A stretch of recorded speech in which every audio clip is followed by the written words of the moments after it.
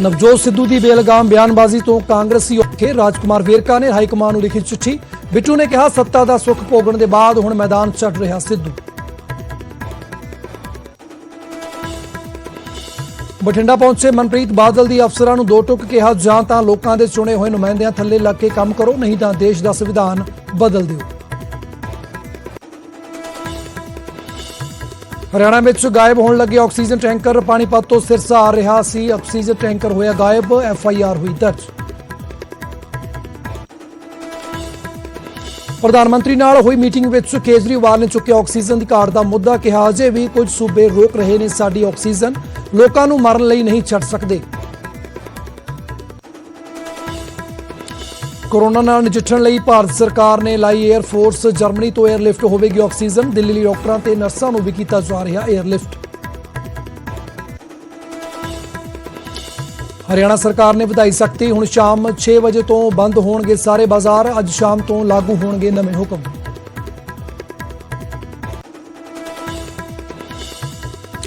ਹਿਮਾਚਲ ਦੇ ਵੱਖ-ਵੱਖ ਇਲਾਕਿਆਂ ਵਿੱਚ ਭਾਰੀ ਬਰਫ਼ਬਾਰੀ। ਕਈ ਥਾਵਾਂ ਤੇ ਰਸਤੇ ਹੋਏ ਬੰਦ, ਵਾਹਨ ਫਸੇ। ਸਥਾਨਕ ਲੋਕਾਂ ਦੀਆਂ ਵਧੀਆਂ ਮੁਸ਼ਕਲਾਂ।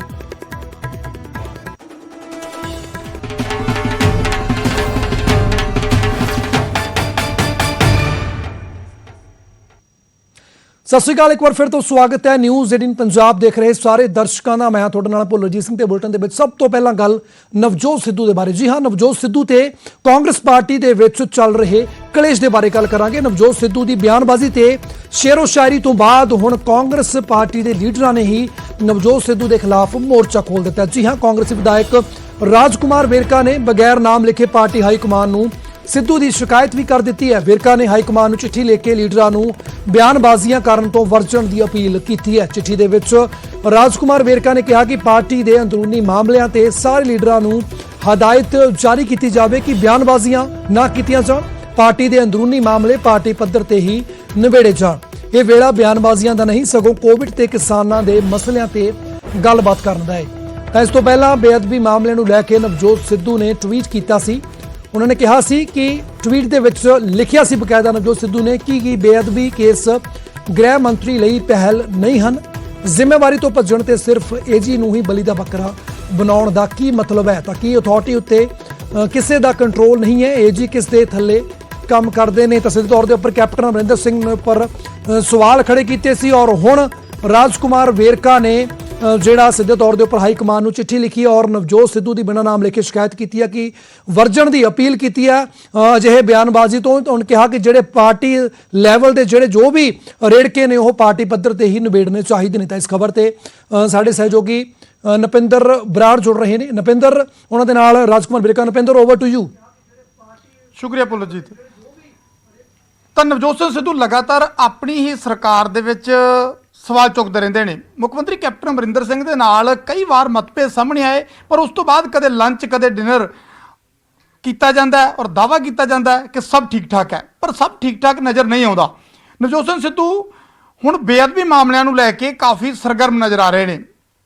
ਬੁਰਜ ਜਵਾਹਰ ਸਿੰਘ ਵਾਲਾ ਪਹੁੰਚੇ ਸੀ, ਉਸ ਤੋਂ ਬਾਅਦ ਪ੍ਰੈਸ ਕਾਨਫਰੰਸ ਕੀਤੀ ਔਰ ਹੁਣ ਇੱਕ ਟਵੀਟ ਕੀਤਾ ਹੈ। ਟਵੀਟ ਕਰਕੇ ਸਿੱਧੇ ਤੌਰ ਤੇ ਮੁੱਖ ਮੰਤਰੀ ਕੈਪਟਨ ਅਮਰਿੰਦਰ ਸਿੰਘ ਤੇ ਨਿਸ਼ਾਨਾ ਲਾਇਆ, ਜਿਹੜੇ ਹੋਮ ਮਿਨਿਸਟਰ ਵੀ ਨੇ ਪੰਜਾਬ ਦੇ। ਉਹਨੇ ਕਿਹਾ ਕਿ ਕੀ ਹੋਮ ਮਿਨਿਸਟਰ ਦੀ ਪ੍ਰਾਇੋਰਟੀ ਨਹੀਂ ਹੈ ਬੇਅਦਬੀ ਮਾਮਲੇ? ਇਸ ਤੋਂ ਇਲਾਵਾ ਅਤੁਲ ਨੰਦਾ AG ਨੂੰ ਲੈ ਕੇ ਜਾਂ ਇੱਥੋਂ ਤੱਕ ਵੀ ਕਹਿ ਦਿੱਤਾ ਹੈ ਕਿ ਸਾਰੇ ਇੱਕ ਦੂਜੇ ਤੇ ਇਸ ਪੂਰੀ ਜ਼ਿੰਮੇਵਾਰੀ ਨੂੰ ਘੁਮਾਉਣ ਦੀ ਕੋਸ਼ਿਸ਼ ਕਰ ਰਹੇ ਨੇ ਔਰ ਅਗਰ ਐਡਵੋਕੇਟ ਜਨਰਲ ਕਿਸੇ ਵੀ ਮਾਮਲੇ 'ਚ ਨਾਕਾਮ ਨੇ ਤਾਂ ਉਹ ਸਿੱਧੇ ਤੌਰ ਤੇ ਜਵਾਬ ਦੇ ਹੋਮ ਮਿਨਿਸਟਰ ਨੂੰ ਨੇ। ਤਾਂ ਆਖਿਰ ਕਮੀ ਕਿੱਥੇ ਆ? ਸਾਡੇ ਨਾਲ ਡਾਕਟਰ ਰਾਜਕੁਮਾਰ ਵੇਰਕਾ ਨੇ।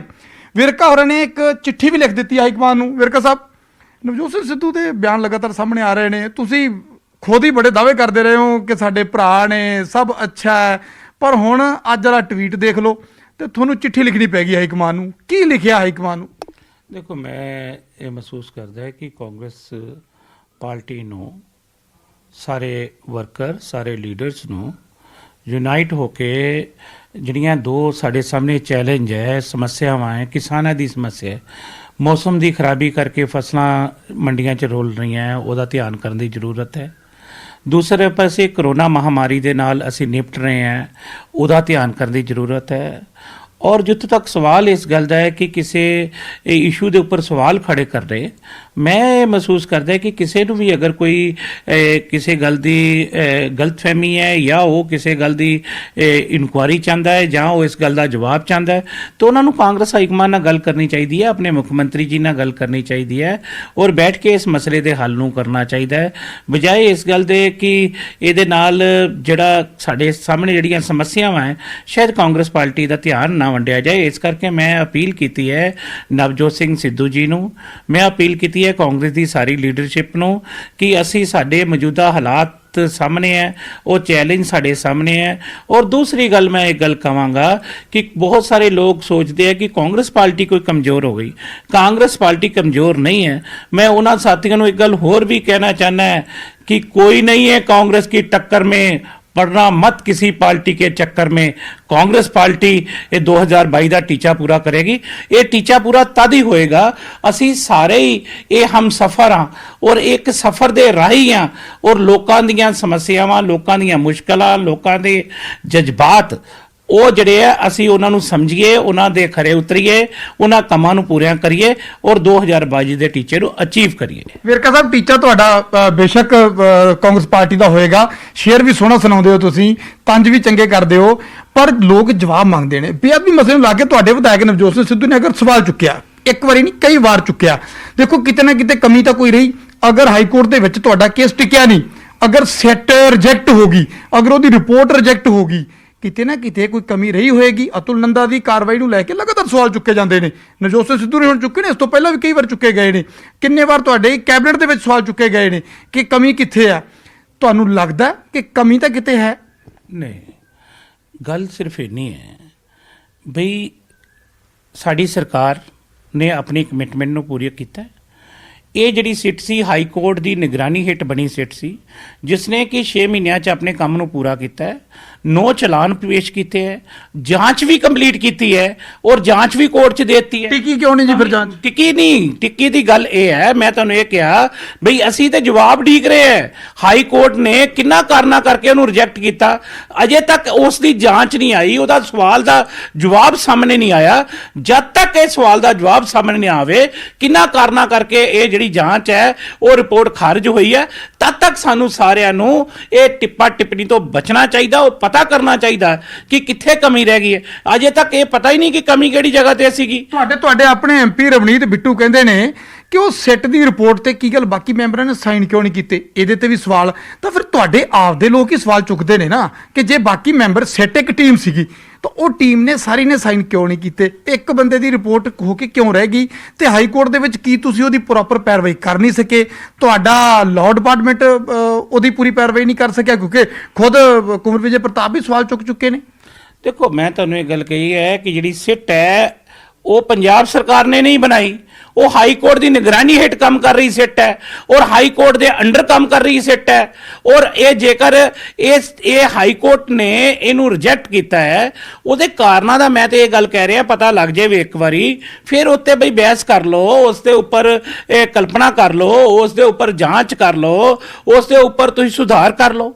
ਲੇਕਿਨ ਬਿਨਾ ਇਹ ਰਿਪੋਰਟ ਪੜ੍ਹਿਆ ਅਜੇ ਤੱਕ ਆਈ ਆ ਜਵਾਬ ਸਾਹਮਣੇ ਆਇਆ ਹੀ ਨਹੀਂ ਹਾਈ ਕੋਰਟ ਦਾ, ਕਾਰਨਾਂ ਦਾ ਪਤਾ ਲੱਗਾ ਨਹੀਂ, ਪਹਿਲੇ ਸਵਾਲ ਖੜੇ ਕਰਨਾ ਮੈਂ ਸਮਝਣਾ ਵਾਜਬ ਨਹੀਂ ਹੈ। ਪਰ ਤੁਹਾਨੂੰ ਕੀ ਲੱਗਦਾ ਹੈ ਕਿ ਲੋਕ ਜਦੋਂ ਤੁਹਾਡੇ ਤੋਂ ਜਵਾਬ ਮੰਗਣਗੇ, ਤੁਸੀਂ ਕਹਿੰਦੇ ਹੋ ਕਿ 22 ਦੇ ਵਿੱਚ ਤੁਸੀਂ ਕਹਿੰਦੇ ਹੋ ਕੰਮ ਬਹੁਤ ਕਰਾਇਆ, ਤੁਹਾਡੇ ਵਿਕਾਸ ਕੰਮਾਂ ਨੂੰ ਲੈ ਕੇ ਪਹਿਲਾਂ ਸਵਾਲ ਚੁੱਕੇ ਜਾਂਦੇ ਨੇ, ਵਿਰੋਧੀ ਤਰ੍ਹਾਂ ਲਗਾਤਾਰ ਤੁਹਾਡੇ ਤੇ ਹਮਲਾਵਰ ਨੇ, ਉਹ ਜਵਾਬ ਦੇਣੇ ਵੱਖਰੇ ਨੇ, ਪਰ ਬੇਅਦਬੀ ਇੱਕ ਵੱਡਾ ਮਸਲਾ ਸੀ ਜਿਹਨੂੰ ਲੈ ਕੇ ਤੁਸੀਂ ਸਰਕਾਰ ਬਣਾਈ ਸੀ। ਤਾਂ ਫਿਰ 22 ਦੇ ਵਿੱਚ ਤੁਹਾਨੂੰ ਲੱਗਦਾ ਹੈ ਕਿ ਇਹੀ ਮਸਲੇ ਤੇ ਤੁਸੀਂ ਫਿਰ ਜਾ ਕੇ ਲੋਕਾਂ ਦੇ ਵਿੱਚ ਜਾਓਗੇ, ਲੋਕ ਤਾਂ ਤੁਹਾਡੇ ਤੋਂ ਸਵਾਲ ਵੀ ਕਰਨਗੇ?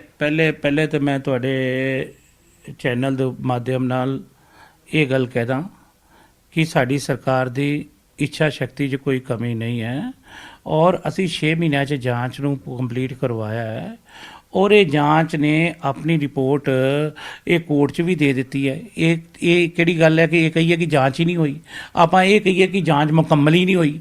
ਬਈ ਹਾਈ ਕੋਰਟ ਦੇ ਵਿੱਚ ਕੋਈ ਟੈਕਨੀਕਲ ਗਰਾਊਂਡ ਦੇ ਉੱਪਰ ਮੈਂ ਤੁਹਾਨੂੰ ਕਿਹਾ ਕਿ ਅਗਰ ਜੇਕਰ ਬਈ ਉਹ ਰਿਜੈਕਟ ਕੀਤੀ ਹੈ ਉਸਨੇ ਤੇ ਉਹਨਾਂ ਦੇ ਕਾਰਨਾਂ ਦਾ ਪਤਾ ਕਰਾਂਗੇ ਔਰ ਮੈਂ ਤੁਹਾਨੂੰ ਇਹ ਕਿਹਾ ਅਸੀਂ ਦੁਬਾਰਾ ਜੇ ਸਿੱਟ ਬਣਾਉਣੀ ਪਈ ਦੁਬਾਰਾ ਸਿੱਟ ਬਣਾ ਕੇ ਫਾਸਟ ਟਰੈਕ ਦੇ ਉੱਪਰ ਜਾਵਾਂਗੇ। ਲੇਕਿਨ ਸਾਡੀ ਕਮਿਟਮੈਂਟ ਹੈ ਕਿ ਡਿਊਰਿੰਗ ਦਿਸ ਪੀਰੀਅਡ ਆਪਣੀ ਸਰਕਾਰ ਦੇ ਹੁੰਦਿਆਂ ਲੋਕਾਂ ਨੂੰ ਇਨਸਾਫ ਮਿਲੇ ਔਰ ਇਨਸਾਫ ਮਿਲੇਗਾ। ਪਰ ਤੁਹਾਨੂੰ ਲੱਗਦਾ ਔਰ ਕੀ ਤੁਸੀਂ ਯਕੀਨ ਦਿਵਾਓਗੇ ਕਿ ਵਾਕਈ ਤੁਸੀਂ ਕਹਿੰਦੇ ਹੋ ਕਿ ਟੈਕਨੀਕਲ ਗਰਾਊਂਡ ਤੇ ਕਿਤੇ ਰਿਜੈਕਟ ਹੋ ਗਈ ਹਾਈ ਕੋਰਟ ਦੇ ਵਿੱਚ ਤੁਹਾਡੀ ਜਾਂਚ ਟਿਕੀ ਨਹੀਂ, ਜੇ ਵਾਕਈ ਕਿਸੇ ਲੈਵਲ ਤੇ ਜਾ ਕੇ ਉਹਦੇ 'ਚ ਕੋਈ ਕਮੀ ਪਾਈ ਗਈ ਜਾਂ ਉਹਦੀ ਪੈਰਵਾਈ 'ਚ ਕਮੀ ਪਾਈ ਗਈ ਤਾਂ ਕੀ ਜ਼ਿੰਮੇਵਾਰ ਜਾਂ ਜਿਹੜਾ ਜਵਾਬਦੇਹ ਹੋਵੇਗਾ ਉਹਦੇ ਖਿਲਾਫ ਕਾਰਵਾਈ ਹੋਵੇਗੀ ਜਾਂ ਫਿਰ ਠੰਡੇ ਬਸਤੇ 'ਚ ਮਾਮਲਾ ਲਟਕ ਜਾਏਗਾ? ਕਿਉਂਕਿ ਜੇ ਤੁਹਾਡੇ ਲਾਭ ਮਹਿਕਮੇ ਤੇ ਸਵਾਲ ਚੁੱਕੇ ਜਾ ਰਹੇ ਨੇ ਜਾਂ ਇਸ ਤਰ੍ਹਾਂ ਦੇ ਹੋਰ ਲੋਕਾਂ ਦੇ ਸਵਾਲ, ਮਨਸ਼ਾ ਸ਼ਕਤੀ ਤੇ ਸਵਾਲ ਚੁੱਕੇ ਜਾ ਰਹੇ ਨੇ, ਜਵਾਬ ਤਾਂ ਸਰਕਾਰ ਨੂੰ ਦੇਣਾ ਪੈਣਾ ਨਾ ਜੀ। ਤਾਂ ਕੀ ਸਰਕਾਰ ਸੰਬੰਧਿਤ ਜਵਾਬਦੇਹ ਵਿਅਕਤੀ ਨੂੰ ਉਹਦੇ ਲਈ ਜ਼ਿੰਮੇਵਾਰ ਤੈਅ ਕਰੇਗੀ? ਮੈਂ ਤੁਹਾਨੂੰ ਇਹ ਗੱਲ ਕਹੀ ਕਿ ਇੱਕ ਗੱਲ ਜੱਗ ਜ਼ਾਹਰ ਆ। ਮੈਂ ਤੁਹਾਨੂੰ ਇਹ ਕਿਹਾ ਕਿ ਜਿਹੜੀ ਸਿੱਟ ਨੂੰ ਕੰਮ ਸੌਂਪਿਆ ਸੀ, ਸਿੱਟ ਨੇ ਆਪਣਾ ਕੰਮ ਪੂਰਾ ਕੀਤਾ ਹੈ ਔਰ 9 ਚਲਾਨ ਪੇਸ਼ ਕਰ ਦਿੱਤੇ। ਕੋਰਟ ਦੇ ਵਿੱਚ ਉਹਨੂੰ ਸੰਭਾਲਣਾ ਜਿਹਦੀ ਜ਼ਿੰਮੇਵਾਰੀ ਸੀ, ਆਪਾਂ ਉਹੀ ਗੱਲ ਕਰਦੇ ਹਾਂ। ਤੁਹਾਨੂੰ ਉਹੀ ਗੱਲ ਕਹਿ ਰਿਹਾ ਹੈ ਕਿ ਬਈ ਅਜੇ ਤੱਕ ਉਹਨਾਂ ਦੇ ਕਾਰਨਾਂ ਦਾ ਪਤਾ ਨਹੀਂ ਲੱਗਾ, ਕੋਰਟ ਦੇ ਵਿੱਚ ਬਹਿਸ ਹੀ ਨਹੀਂ ਹੋਈ ਇਸ ਤੇ ਨਾ। ਅਜੇ ਮੇਰੇ ਸਾਹਿਬ ਮੈਂ ਉਹੀ ਕਿਹਾ, ਜਦੋਂ ਤੁਹਾਡੇ ਕੋਲੇ ਤੱਥ ਸਾਹਮਣੇ ਆ ਗਏ, ਤਸਵੀਰ ਸਾਫ਼ ਹੋ ਜੂਗੀ ਕਿ ਕਿੱਥੇ ਕਮੀ ਰਹੇਗੀ, ਫਿਰ ਜਿਹੜੇ ਲੈਵਲ ਤੇ ਉਹ ਕਮੀ ਰਹੂਗੀ ਉਹਦੀ ਜਵਾਬਦੇਹੀ ਤੈਅ ਹੋਊ। ਬਿਲਕੁਲ ਉਹਦੀ ਜਵਾਬਦੇਹੀ ਤੈਅ ਹੋਏਗੀ ਔਰ ਉਹਨਾਂ ਦੇ ਕਾਰਨਾਂ ਦਾ ਵੀ ਪਤਾ ਲੱਗੇਗਾ ਕਿ ਕਿੰਨਾ ਕਾਰਨਾਂ ਕਰਕੇ ਹੋਈ ਹੈ ਔਰ ਸਰਕਾਰ ਉਹ ਜਿਹਦੀ ਜਵਾਬਦੇਹੀ ਤੈਅ ਕਰਨ ਦੀ ਜ਼ਰੂਰਤ ਹੈ ਬਿਲਕੁਲ ਉਹਦੀ ਜਵਾਬਦੇਹੀ ਤੈਅ ਕਰੇਗੀ, ਇਹ 'ਚ ਕੋਈ ਸ਼ੱਕ ਹੈ ਹੀ ਨਹੀਂ।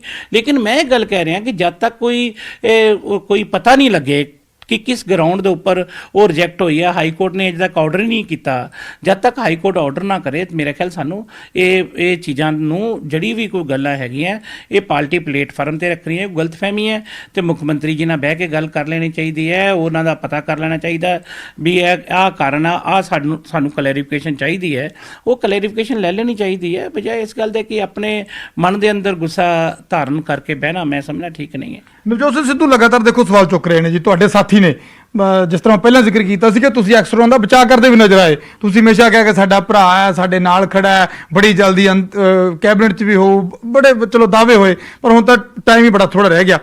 ਤੁਸੀਂ ਨਵਜੋਤ ਸਿੰਘ ਸਿੱਧੂ ਦੇ ਬਾਰੇ ਚਿੱਠੀ ਵੀ ਲਿਖਤੀ ਹਾਈ ਕਮਾਨ ਨੂੰ, ਬੇਸ਼ੱਕ ਤੁਸੀਂ ਨਾਮ ਨਹੀਂ ਲਿਖਿਆ, ਪਰ ਤੁਸੀਂ ਨਵਜੋਤ ਸਿੰਘ ਸਿੱਧੂ ਨਾਲ ਗੱਲ ਕਰਨ ਦੀ ਕੋਸ਼ਿਸ਼ ਕੀਤੀ, ਤੁਸੀਂ ਉਹਨਾਂ ਨੂੰ ਸੰਪਰਕ ਕੀਤਾ ਕਿ ਸਿੱਧੂ ਸਾਹਿਬ ਵੀ ਤੁਸੀਂ ਜਿਹੜੇ ਦਾਅਵੇ ਕਰਦੇ ਹੋ ਸਕਦਾ ਉਹਨਾਂ ਕੋਲ ਕੋਈ ਤੱਥ ਹੋਣ? ਮੇਰੀ ਗੱਲ ਸੁਣ ਲਓ, ਪਹਿਲਾ ਸ਼ਬਦ ਮੈਂ ਤੁਹਾਨੂੰ ਫੇਰ ਕਹਿਦਾ ਚੈਨਲ ਦੇ ਉੱਪਰ, ਨਵਜੋਤ ਸਿੰਘ ਸਿੱਧੂ ਕਾਂਗਰਸ ਪਾਰਟੀ 'ਚ ਹੈ, ਨਵਜੋਤ ਸਿੰਘ ਸਿੱਧੂ ਕਾਂਗਰਸ ਪਾਰਟੀ 'ਚ ਰਹੇਗਾ। ਲੜਾਈ ਵਿਚਾਰਾਂ ਦੀ ਹੈ, ਗਲਤ ਫਹਿਮੀਆਂ ਦੀ ਹੈ। ਮੈਂ ਤੇ ਇਸ ਲਈ ਹਾਈ ਕਮਾਨ ਨੂੰ ਲੈਟਰ ਲਿਖੀ ਹੈ ਕਿ ਆਹ ਜਿਹੜੀਆਂ ਗਲਤ ਫਹਿਮੀਆਂ ਇਹ ਫੌਰੀ ਤੌਰ ਤੇ ਦੂਰ ਹੋਣੀਆਂ ਚਾਹੀਦੀਆਂ। ਔਰ ਦੂਸਰੀ ਗੱਲ ਮੈਂ ਇਹ ਕਹੀ ਹੈ ਕਿ ਇਹ ਜਿਹੜਾ ਟਾਈਮਿੰਗ ਹੈ, ਇਹ ਟਾਈਮਿੰਗ ਸਾਰਿਆਂ ਨੂੰ ਯੂਨਾਈਟ ਹੋ ਕੇ ਆਹ ਜਿਹੜੇ ਚੈਲੰਜ ਸਾਡੇ ਸਾਹਮਣੇ ਕਿਸਾਨਾਂ ਦਾ ਹੈਗਾ, ਫਸਲ ਦਾ ਹੈਗਾ, ਕਰੋਨਾ ਦਾ ਹੈਗਾ, ਉਹਦੇ ਪਾਸੇ ਸਾਨੂੰ ਸਾਰਿਆਂ ਨੂੰ ਧਿਆਨ ਦੇਣਾ ਚਾਹੀਦਾ। ਜਿੱਥੋਂ ਤੱਕ ਸਵਾਲ ਉਸ ਗੱਲ ਦਾ ਆਇਆ ਕਿ ਜਿਹੜੀ ਇਹ ਰਿਪੋਰਟ ਹੈ, ਇਹ ਰਿਪੋਰਟ ਜਦ ਤੱਕ ਹਾਈ ਕੋਰਟ ਤੋਂ ਨਹੀਂ ਆਏ ਤਦ ਤੱਕ ਸਾਨੂੰ ਸਾਰਿਆਂ ਨੂੰ ਵੇਟ ਕਰਨੀ ਚਾਹੀਦੀ ਹੈ। ਫਿਰ ਕਹਿੰਦਾ ਮੈਂ ਫਿਰ ਉਸੇ ਗੱਲ ਤੇ ਆਉਣਾ ਵੀ ਤੁਸੀਂ ਵੈਸੇ ਕੋਸ਼ਿਸ਼ ਕੀਤੀ ਕਿ ਨਵਜੋਤ ਸਿੰਘ ਸਿੱਧੂ ਨਾਲ ਗੱਲ ਕਰਕੇ, ਹੋ ਸਕਦਾ ਉਹਨਾਂ ਦੇ ਕੋਲੇ ਕੋਈ ਪੁਆਇੰਟ ਹੋਵੇ, ਹੋ ਸਕਦਾ ਉਹਨਾਂ ਕੋਲੇ ਕੋਈ ਤੱਥ ਹੋਣ, ਤੁਸੀਂ ਉਹਨਾਂ ਨਾਲ ਸੰਪਰਕ ਕਰਕੇ ਹੋ ਸਕਦਾ ਤੁਸੀਂ ਮਾਧਿਅਮ ਬਣ ਜਾਓ ਸਰਕਾਰ ਦੇ ਤੇ ਉਹ ਜਿਹੜਾ ਵਿਵਾਦ ਚੱਲ ਰਿਹਾ ਤੁਸੀਂ ਹੋ ਸਕਦਾ ਸਮਝੌਤਾ ਹੀ ਕਰਾ ਦਿਓ, ਤਾਂ ਤੁਸੀਂ ਉਹਨਾਂ ਦਾ ਮਨ ਪੜਨ ਦੀ ਕੋਸ਼ਿਸ਼ ਕਰ ਲਓ ਇੱਕ ਵਾਰੀ। ਮੈਂ ਤੁਹਾਨੂੰ ਇੱਕ ਗੱਲ ਕਹਾਂ ਕਿ ਬੜੀ ਜਲਦੀ ਮੈਂ ਤੁਹਾਨੂੰ ਤੁਹਾਡੇ ਚੈਨਲ ਤੇ ਕਹਾਂਗਾ, ਬੜੀ ਜਲਦੀ ਇਹ ਮਾਮਲੇ ਨੂੰ ਸੁਲਟਾ ਲਿਆ ਜਾਏਗਾ ਔਰ ਕਾਂਗਰਸ ਪਾਰਟੀ ਦੇ ਸਾਰੇ ਲੀਡਰ ਇੱਕ ਪਲੇਟਫਾਰਮ ਦੇ ਉੱਪਰ ਯੂਨਾਈਟ ਹੋ ਕੇ 2022 ਦਾ ਟੀਚਾ ਪੂਰਾ ਕਰਨਗੇ। ਤੁਹਾਡੇ ਚੈਨਲ ਤੇ ਮੈਂ ਡਿਕਲੇਅਰ ਕਰ ਰਿਹਾ। ਫਿਰ ਕਹਿੰਦਾ ਨਵਜੋਤ ਸਿੰਘ ਸਿੱਧੂ ਦਾ ਮਾਮਲਾ ਸੁਲਝਾ ਲਿਆ ਜਾਵੇਗਾ ਜਾਂ ਬੇਅਦਬੀ ਦਾ? ਨਵਜੋਤ ਸਿੰਘ ਸਿੱਧੂ ਦਾ ਮਾਮਲਾ ਹੋਵੇ, ਬੇਅਦਬੀ ਦਾ ਮਾਮਲਾ ਹੋਵੇ, ਪੰਜਾਬ ਦੇ ਵਿੱਚ ਦੂਸਰੇ ਮਾਮਲੇ ਹੋਣ, ਇਹ ਸਾਰੇ ਮਾਮਲਿਆਂ ਨੂੰ ਹੱਲ ਕੀਤਾ ਜਾਏਗਾ। ਔਰ ਮੈਂ ਤੁਹਾਨੂੰ ਇੱਕ ਗੱਲ ਬੜੀ ਸਪਸ਼ਟ ਤੌਰ ਦੇ ਉੱਪਰ ਕਹਿ ਰਿਹਾ ਕਿ ਹਰ ਚੀਜ਼ ਦਾ ਇੱਕ ਟਾਈਮਿੰਗ ਹੈ। ਇੱਕ ਟਾਈਮਿੰਗ ਸਾਡੇ ਸਾਹਮਣੇ ਅੱਜ ਚੈਲੰਜ ਹੈ ਦੋ ਚੀਜ਼ਾਂ ਦੀ ਜਿਹੜੀ ਮੈਂ ਤੁਹਾਨੂੰ ਗੱਲ ਕਹਿ ਰਿਹਾ। ਔਰ ਮੈਂ ਹਾਈ ਕਮਾਨ ਨੂੰ ਇਹੀ ਗੱਲ ਦੀ ਬੇਨਤੀ ਕੀਤੀ ਹੈ ਕਿ ਬਈ ਸਾਨੂੰ ਜਿੱਥੇ ਗਲਤਫਹਿਮੀਆਂ ਇਹਨਾਂ ਨੂੰ ਬਿਠਾ ਕੇ ਦੂਰ ਕਰੋ ਔਰ 2022 ਵਾਸਤੇ ਸਾਰਿਆਂ ਨੂੰ ਇਕੱਠੇ ਕਰੋ।